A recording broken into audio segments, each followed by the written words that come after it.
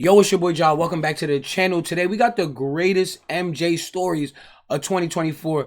It's coming to an end. New Year is right around the corner. So if you rock with MJ, you love MJ, and he's the GOAT, the Black Kryptonian, I need you to hit the thumbs up, hit the subscribe, leave down a comment just to show that you rock with the channel. I appreciate all the love y'all been showing on these last couple videos. This one is going to be epic. Let's get it. Michael Jordan is widely regarded as one of the most competitive players in NBA history.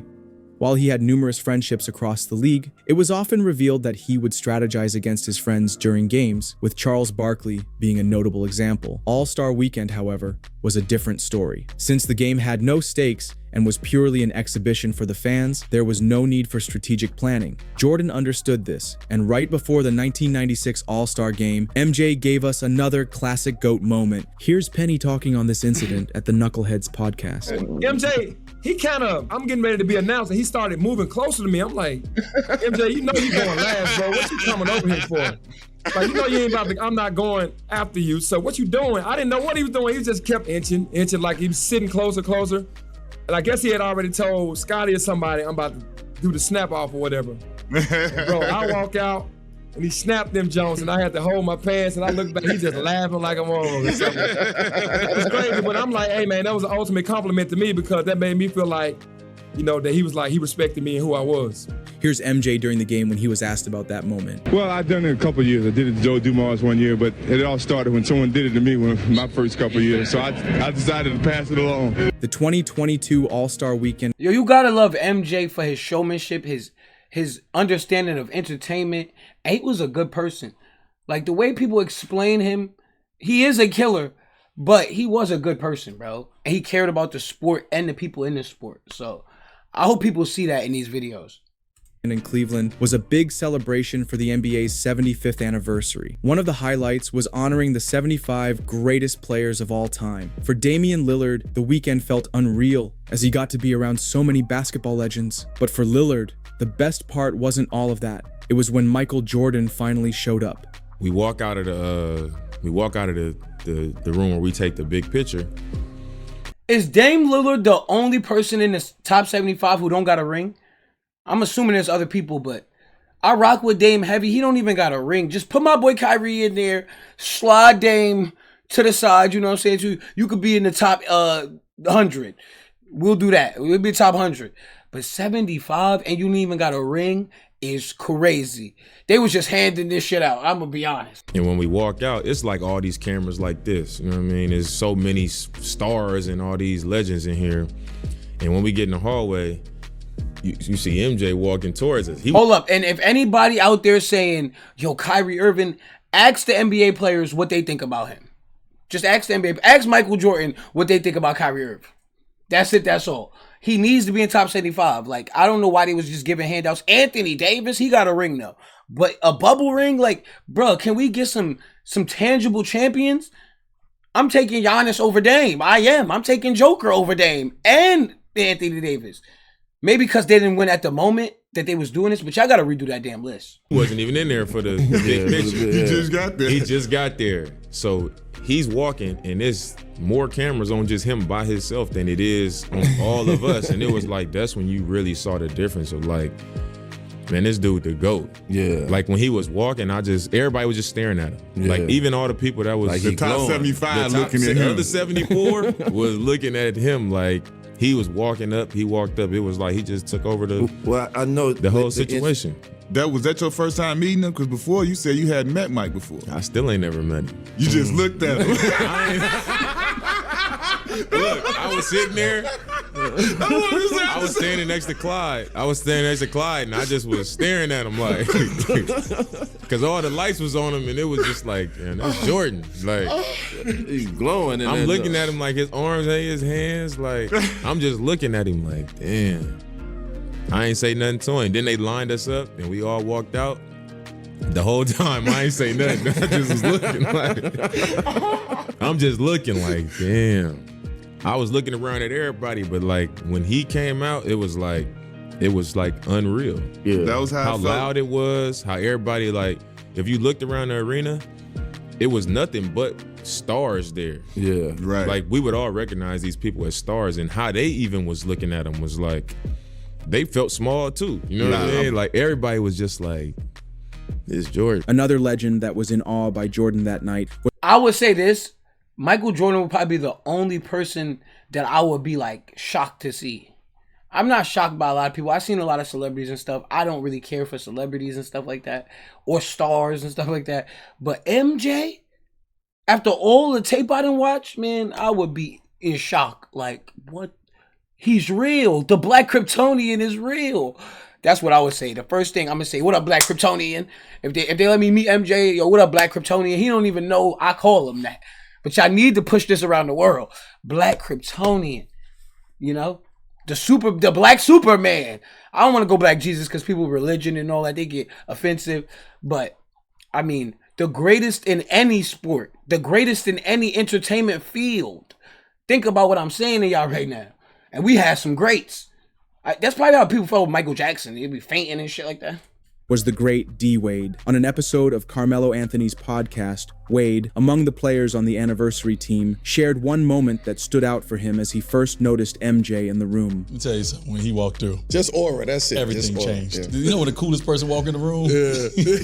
You cool until the coolest nigga walk in the room, yeah. And then when MJ came in, it get silence. Everybody was like, oh. He sizing right niggas away. up from the tunnel. Right away. Stop it. He walking past you. Yeah, man, I'd bust your ass. Like, he sizing everybody up. Bust your ass. You saw the clip with him and Magic that went viral, right? Yeah, they all saw the clip. That's the old dog right there. That's the old dog. Boy, where your shoes at? We go play one-on-one, me and you right now. That was right away.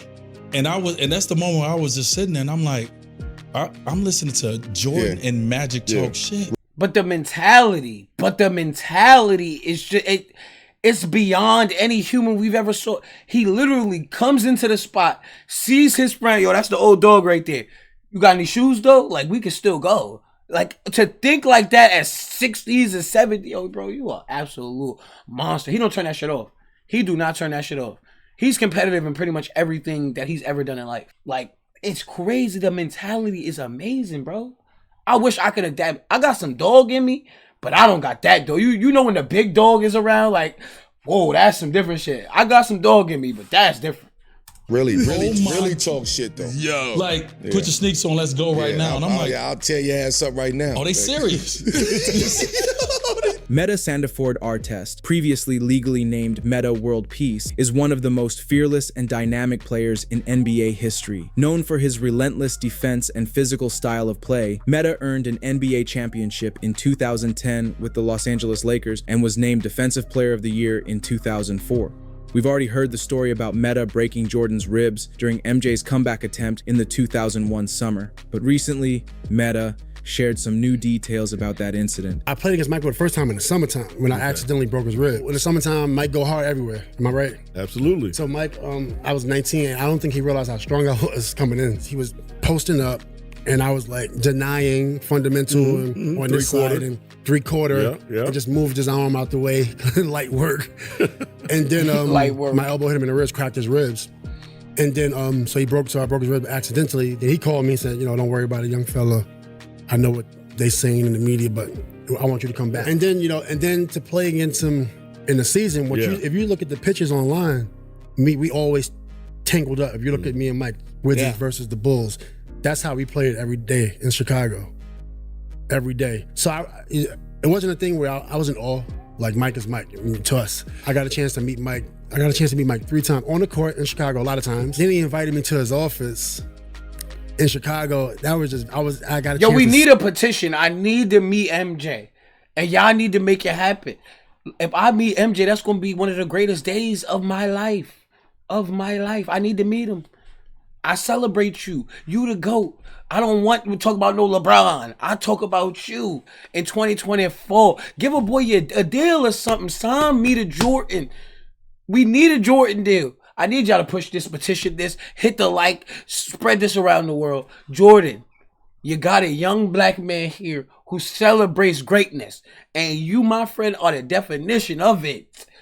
I need some Jordan sneakers, some headbands. I'll rock it. I'll represent it, man. Come on. Sit with Mike. That must have been cool. Yeah, man, that's incredible, man. Are you kidding me? Yeah, I was in the office. He had the little poster when he hit the game winner. he was talking about the poster. Yeah, you see their face? He said, it's not the shot. He said, look at their face. And then the last time I spoke to him was the Brawl. He was the only player to call me. Really? Yep, Mike MJ, man. I remember the call. He was like, I'm going to try to get you back. So when he said, I'm going to get back, I said, oh, shit, I'm back. I'm back. I'm back. It don't even matter. February, March, good. But MJ, you ain't that powerful, man. I ain't never come back. He only had one Jordan player at the time. Only one person could wear Jordan on the team. I don't know if you remember. So I said, yo, I'm playing against MJ. I need the Jordans. I was wearing Nike. I said, I need them Jordans. He was like, nah, Reggie Miller wearing the Jordans. I said, Reggie, can you tell these dudes to give me some Jordans? He's like, nah, you can't get Jordans. So I drove after shoot around, drove to Chicago, 2 hours to ride, 3 hour ride. Went to the Nike store, bought some Jordans. Really? Drove back. Yeah, you'll see Jordans on my feet playing against. I'm not gonna play against MJ without Jordans on. Y'all crazy. Nike, y'all crazy, man. Just send me the Jordans. The host of the podcast, Byron Scott, is a 3-time NBA champion with the Los Angeles Lakers during their Showtime era in the 1980s. Having played against MJ in his prime, Scott shares just how ruthless the GOAT was on the court. MJ had a different mindset than any player I've ever played against. Yeah. MJ had and Kobe's the closest to it. Yeah, Kobe was incredible. MJ had I'm gonna kill you mindset. I'm gonna destroy you on the basketball court. I'm gonna beat you so bad you don't want to see me the next time you play 100%. I think it does Michael Jordan a disservice to compare him, because comparing is the thief of joy. And a lot of these kids don't get to see what I see because but Kobe had the same mentality. And like, stop with the Kobe shit. Love Kobe, great. He is nowhere near MJ. It's like a person who wants the abilities and the person who has the abilities. You know what I'm saying to you?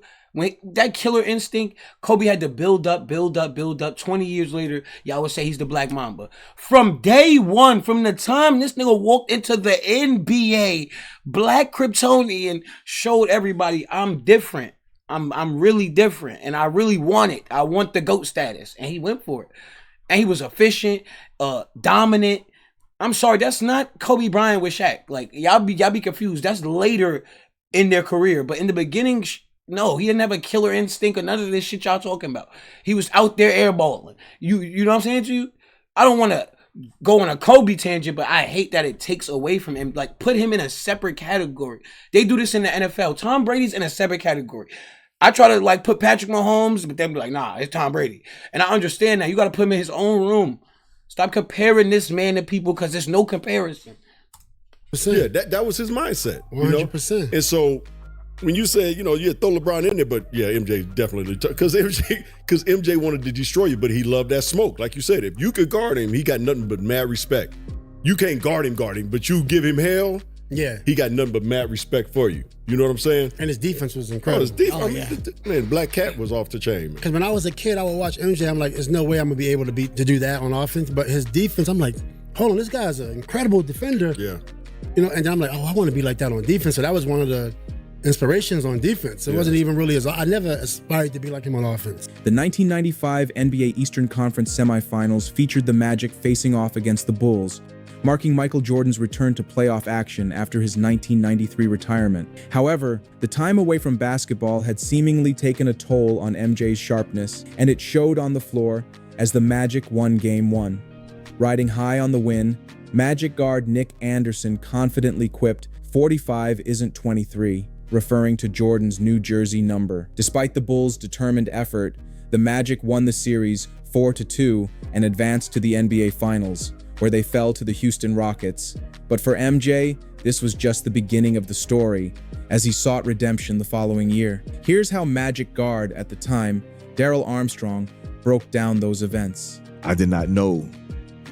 Nick Anderson said he wasn't the thing. 45 is not 23. Oh, Lord. I would have said, man, y'all, you don't shut the fuck up. What is you doing? You don't get this man no feel. What is you doing?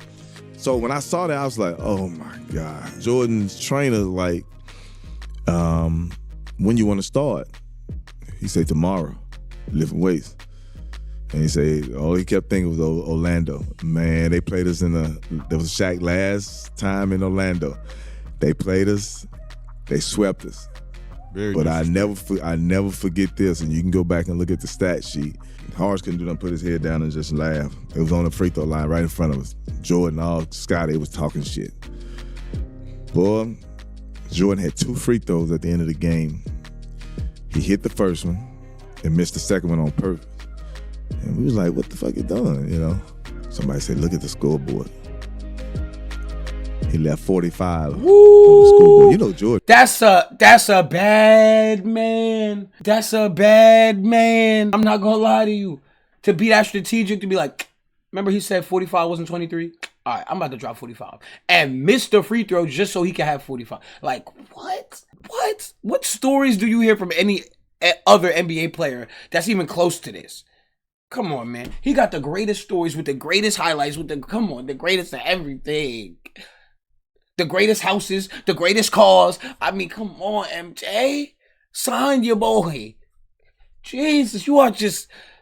I can't even think of a player that's close to this shit. Petty in a motherfucker. He left 45 for last year on the scoreboard. In the 90s, being an NBA player meant competing in the shadow of the Bulls' unmatched dominance, led by MJ. From intense practices to MJ's alleged mind games, the Bulls did whatever it took to win 6 NBA titles. Not everyone viewed Jordan's approach positively. Knicks coach at the time, Jeff Van Gundy, once claimed that MJ was a con man who used fake friendships to gain a competitive edge over opponents. According to Van Gundy, Jordan would befriend rival players to make them let their guard down, only to dominate them on the court the next game. Jordan didn't take the comment lightly, responding with a 51-point performance against Van Gundy's Knicks and some mid-game trash talk to make sure his message was clear. Now, years later, Van Gundy reflects on the greatness of Michael Jordan during an episode of the Mark Jackson podcast. The best player in any one game to win it, if you had to put all the marbles to state it, there's a lot of ones that you could go with, but my personal one I would take Jordan to win one game. I think the combination of athleticism, skill, will was something, you know, people used to ask, like, what was the name of that special, that ESPN thing they did on him, on, what was the name of that, Last Dance, right? Yes. They said, you watched The Last Dance. I said, no, I lived it. And so I said, no, I lived it. Because, you know, he got 55, like, against, you know, he had a double nickel coming back off baseball. 10 days later, against the best defense in basketball, back when the rules were not conducive to offensive play, right? There was no freedom of movement. There was freedom to get your head handed to you if you came through the line, right?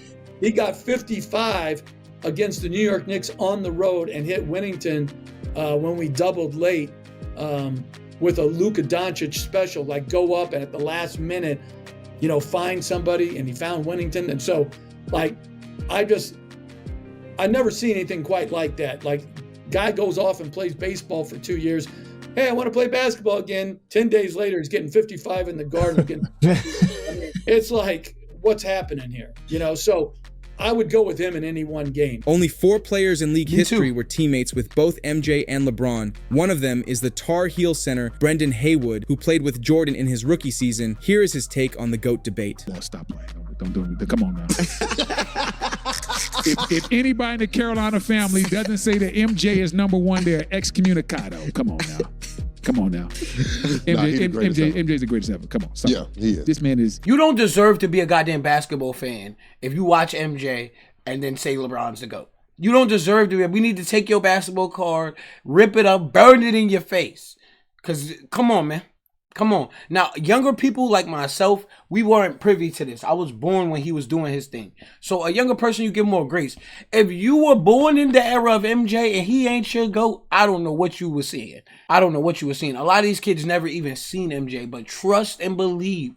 We gonna make sure they see it. I'm changing a generation right now doing these videos, and I need y'all to hit the like and subscribe so these people can get these videos, these children could get these damn videos, because I know if I have a son, guess what tape he watch?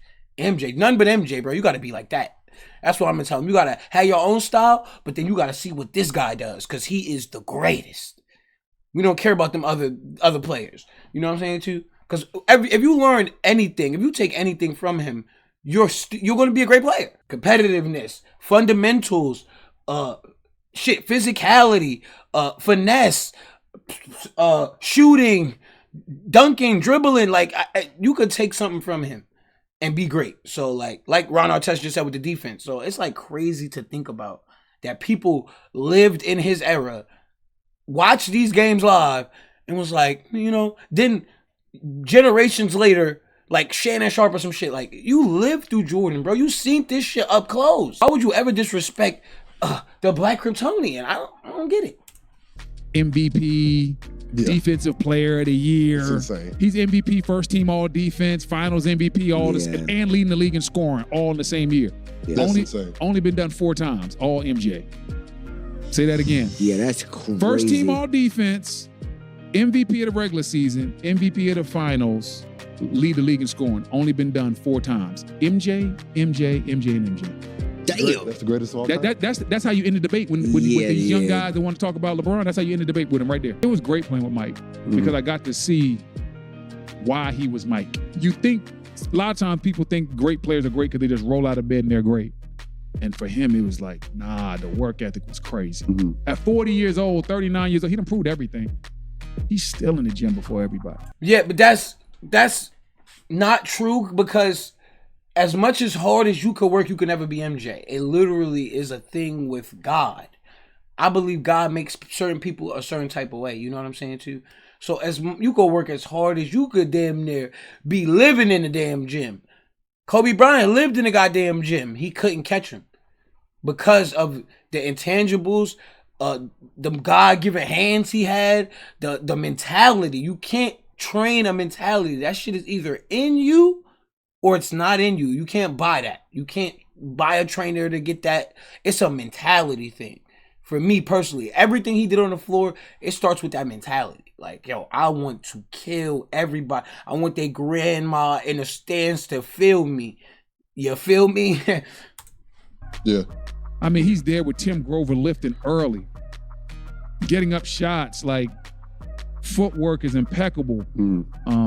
Had a young dude on our team by the name of Bobby Simmons. Bobby used to just all the footwork stuff that MJ was teaching. Like, yo, you read him this way. Like, yo, when you jab this way, like everything he did was calculated. I was watching when he was teaching Bobby. Yeah. Obviously, he wasn't teaching me none of that stuff. Because, I couldn't do nothing with it. But he was teaching Bobby, like, yo, when you jab, you read this way. He drops his foot this way, you counter with this. And so I started seeing this ain't by accident. He's reading your body move. He's reading your body language. Oh, you drop that top foot. I know I'm going here. That defense rotates. I know I'm getting to this fade. Like, up and unders, all that. And it's just like seeing how much work he put in, how calculated he was, and then the competitive nature. I mean, he didn't want to lose nothing. The young dudes in the league that were coming into the league grew up watching MJ. Like MJ be at the jump ball and he could sense it. Our point guard was LeBron act like he wasn't fanned out off MJ watching every goddamn game like he wasn't a fan, man. People get to certain statuses and forget who they was. I will always remember who I am as a child. And that's what helps me in life. But I'm never gonna get too big headed to be like the dude who I watched who inspired me to do something. I'm never gonna say I'm greater than him. He the greatest. So LeBron, you ain't shit for that. You damn sure ain't shit for that. You wore the man's number. You watched every single tape, and then you act like, oh yeah, like it's not a competition because you're not in competition. You only fighting for second. You can only fight for second place. You can't fight for first place. First place has been sold up. It's been sold up, and no NBA player to ever come after is gonna reach this shit. No, not one of them. Especially in this era with these soft ass, I don't want to play, I just want to chuck up threes ass players. Hell no. You'll see Whit. Let me get it early tonight. Young fellas and all. Like you'll see certain guys, they looking at this. He and all. I got him. But because he'll see a young fella looking at the shoes, the leg brace, like looking them up and down. Like he could tell like certain dudes want smoke. Yeah. And then there's certain dudes that's looking around like, oh my God, it's MJ. And MJ's cold-blooded. If you're looking at him like that, he can sense it, and he's going to try to take your heart out. The story of LeBradford Smith and Michael Jordan is a classic in basketball circles. In short, after a rough shooting night, MJ invented a story about Smith disrespecting him to fuel his competitive fire for their next matchup. It worked, and Jordan delivered a dominant performance. Here's how MJ's Bulls teammate BJ Armstrong broke it down. He had just an awful game versus the Washington Bullets. And I think he missed like 18, 19 shots in a row. I was just so impressed with his confidence, Jimmy, that he didn't hesitate. The confidence that this man had, Jimmy, was beyond. But this particular game, after the game, he wasn't happy at all. And he was, normally he's bubbly, he's playing cards, he's this, whatever. He's being MJ. But this night, he was just sitting in the back. So I thought, hey, let me just go check on this guy. And I just said, hey, man, how you doing? You all right? You good? Just checking on you. He was in the back. Everybody else is whatever, doing what they do. And he was like, yeah, I'm good. And I remember he told me, he said, whatever that kid had in the first half, I'm going to have that in the first half. Whatever that kid had, whatever that kid did whatever that kid did in the first game, I'm going to have that in the first half. The confidence to say that, Jimmy, was like, man, I just watched you miss 19 shots in a row. Like, the confidence was there. You know what I mean? Like, you can't coach that. You can't, you can't duplicate that. I told you, some shit you can't train. So even if he woke up, smoked a couple cigars and trained all day, he's the mentality to be like, you know what? I'm about to average what this man averaged in a game. That separates yourself just right then and there, like from everybody. Some people just want to go home, lay with their lady. I think this shit cost him his family for sure. This shit had to cost him like his family. Just being this competitive, it's just like, and this driven on basketball, everything else was second or third or fourth, you know what I'm saying, to your wife, your children. Yeah, his children was not more important than basketball. And I don't think everyone's going to make that choice. But MJ made that choice, and it shows, like, in the mentality, like, bro, it don't matter if I missed 100 shots. I'm the GOAT. Either you have that or not. I was so impressed with the 20th shot when he finally made a shot. Because I remember what he said. He was like, okay, B, I'm good now. This man had a confidence that was just beyond. And he wasn't talking it. He believed it. He believed in himself. He believed in the work he had put in. But more importantly, he just had a self-awareness that you can't imagine. And that's what I admired most about him. And even when you talk to him today, he still has that level of confidence. And it's the funniest thing, because now we're all old. But he still, he still has the confidence that he had as a young man. And that is what I give to this generation. Never lose confidence in yourself by the work you put in. Baron Davis was one of the most electrifying point guards from the 2000s, making a name for himself while playing for the Charlotte Hornets and later for the Golden State Warriors. With his combination of skills, size, and explosiveness, Davis was a walking highlight reel. In an interview for the Draymond Green podcast, he remembers one specific game in which he wasn't the show's main star, but the legendary Michael Jordan put on a show for the ages. He came into Charlotte and it was like, that was the craziest shit I'd ever seen. There was no camera phones, but it was all kind of camera flashing and felt like everybody was recording with a camera phone. That's how many cameras was flashing when he went to the free throw line. I had 32 that night. And in my mind, I was like, damn, bro, like, I'm Michael Jordan tonight. You know what I mean? And then we go on the road and we're playing the Washington Wizards. We like, man, we about to go in here. We about to pop them again. I'm about to give me another, I'm about to give me another 25, 12. I'm going to do it different on the road. And I watched this dude in the first quarter score 17 points. Oh, he went off. Yeah, Draymond, I watched. I was not participating, bro. He was just on the sideline, just watching. Like, not on the sideline, but on the court, just watching this man go off. Like, that's how he catch you. That's how he catch you. Whoa. Man, I love MJ's stories. I love MJ, man. He makes my life great. He gives me that confidence. You know what I'm saying? Too. If I ever should lack confidence, I don't lack too much confidence in life, but he definitely puts it over the top. After I watch MJ, I feel like I could do anything on earth. And I'm just watching him. Imagine being in the body of this human being. God damn. Come on, people. Come on. This shit should change your mind. When you hear these stories, when you watch these clips, and you hear the greatest of great people that was actually going off against them say it like, yo, next game. And he always remembers. He got like an elephant memory. He remembers. He remembers everything. It seems like he remembers the smallest little details. Mesmerized. I was guarding T. Lou. Hey, bro. Hey, if you watch the clips, you'll see me never help. Never help. And the coach called a timeout. He like, yo, what the hell y'all doing? Y'all just gonna let this man get cooked? It was Lee Nayland. I said, damn, bro, my bad. I was just watching. Like, I was just watching. I got your help. I was like, man, I got your help. Let me get him. So I guard him the first time. I know he going to the fade. So boom, he go to the fade and I'm on top of the fade. He go to fade. I'm like, man, get that shit. And he leaned back, like another inch and shoot the ball. Wham! Jordan against Barrett. 43. Okay. All right. Man, I got this fool. He go to the post again. Well, I know this shit coming. You about to turn to the middle. Woo-woo. Turn to the middle. Oh, up and under. Layup. Hey, somebody else get this. I'm going back over here with T. Lou. I'm about to watch. I'm cool. This is not cool. Hey, dude, that's what, and you know, you see somebody like Mike like that and LeBron, like it's the same thing. It's like, be careful, because they gonna remember. But that Mike story was like, oh, did he just say LeBron? You see my face? Like I couldn't even register that. We compare people and we ruin other people's legacies by comparison. There's no comparison, bro. There's no comparison. But LeBron was not doing that, bro. You could stop Brown. I've seen average players stop Brown. Average ass players. So you could stop Brown. But I think MJ just had that mentality of like, kill or be killed. And he was doing a whole lot of killing out here.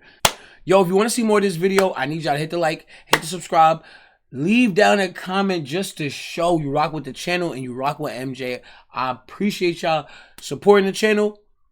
Till next time.